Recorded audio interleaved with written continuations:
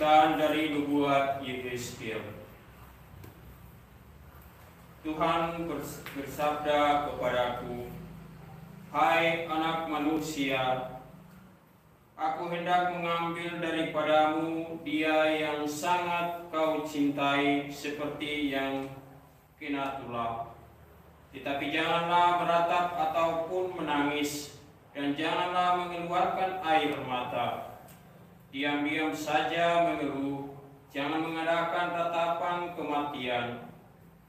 Lihatkanlah pestamu dan pakailah kasutmu.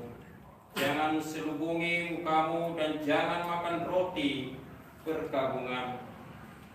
Pagi harinya aku berbicara kepada bangsa Israel, dan malam harinya istriku meninggal dunia.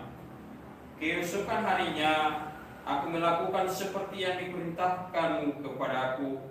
Maka bangsa itu berkata kepadaku, "Tidakkah engkau bersedia memberitahu kami apa arti ini bagi kami, bahwa engkau berlaku demikian?" Lalu aku menjawab mereka, "Sabda Tuhan sudah datang kepadaku. Katakanlah kepada kaum Israel, beginilah sabda Tuhan Allah. Sungguh, aku akan menajiskan tempat kudusku, kekuasaanmu yang kau banggakan, kenikmatan bagi mata dan jiwamu, anak-anakmu laki-laki dan perempuan yang kalian tinggalkan akan mati rebah oleh pedang. Kalian akan melakukan seperti yang kukatakan. Mukamu tidak akan kalian selubungi, dan roti perkabungan takkan kalian makan.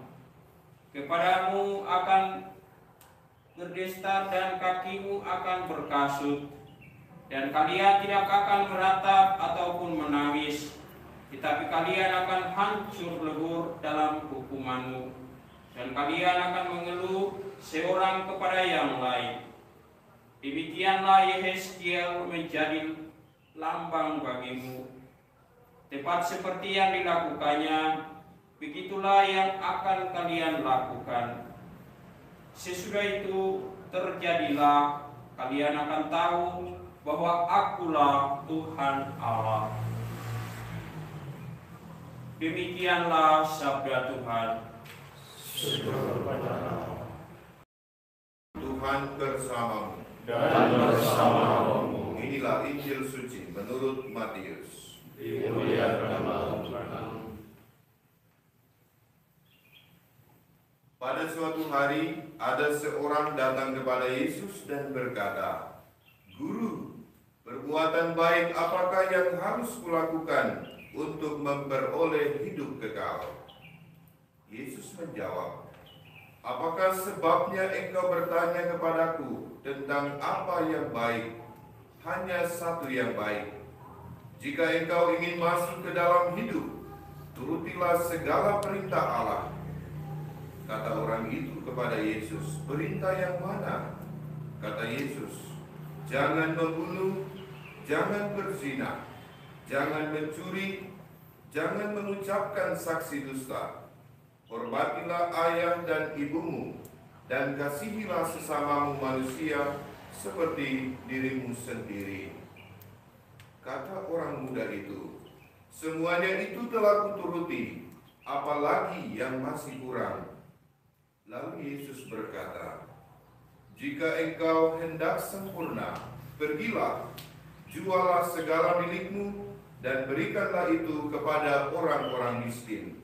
Maka engkau akan memperoleh harta di surga. Kemudian datanglah kemari dan ikutilah Aku." Ketika mendengar perkataan itu, pergilah orang muda itu dengan sedih, sebab hartanya banyak. Demikianlah sabda Tuhan. Terpujilah Kristus. Bapak Uskup, para pastor, diakon, frater, saudara-saudariku yang terkasih. Kebanyakan orang pada zaman Tuhan Yesus itu hidup dalam penindasan dan perbudakan. Ada yang bahkan mengalami perbudakan secara ganda. Di satu pihak mereka ditindas, diperbudak oleh Herodes yang didukung oleh kekaisaran Romawi, tapi di pihak lain mereka juga ditindas oleh agama resmi waktu itu. Penindasan perbudakan inilah yang menyebabkan kehancuran dalam berbagai aspek kehidupan. Karena itulah banyak orang menjadi terpinggirkan.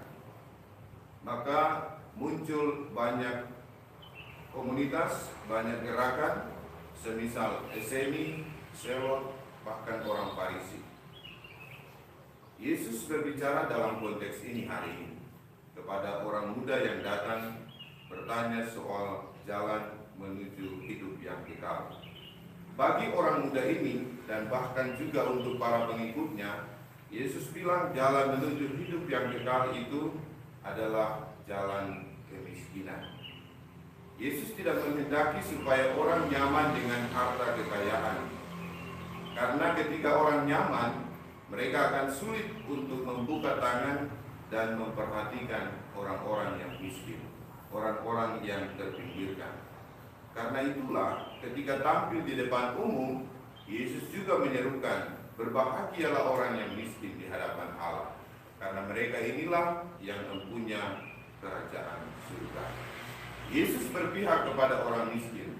Ajaran Yesus sangat jelas, tegas. Ada 10 perintah Allah, tapi yang disebutkan kepada pemuda itu mulai dari yang keempat sampai yang terakhir. Tentang 3 yang pertama yang mengenai hubungan dengan Tuhan, Yesus sengaja tidak menyebutkannya. Karena Yesus tahu ketika orang baik-baik saja dengan sesama, alias memperhatikan sesama, dia akan juga baik-baik dengan Allah, dengan Tuhan.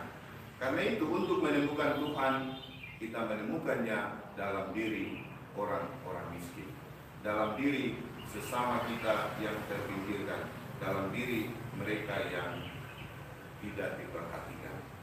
Maka saudara-saudariku yang terkasih, mari kita belajar dari Tuhan Yesus sendiri yang sepanjang hidupnya membela kaum miskin, orang kecil, orang terlantar. Bahkan kepala untuk meletakkan bantal itu Yesus tidak punya.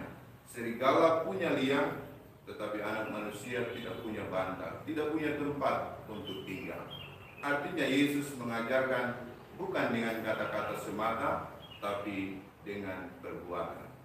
Mari kita membuka hati dan tangan kita untuk mereka yang membutuhkan.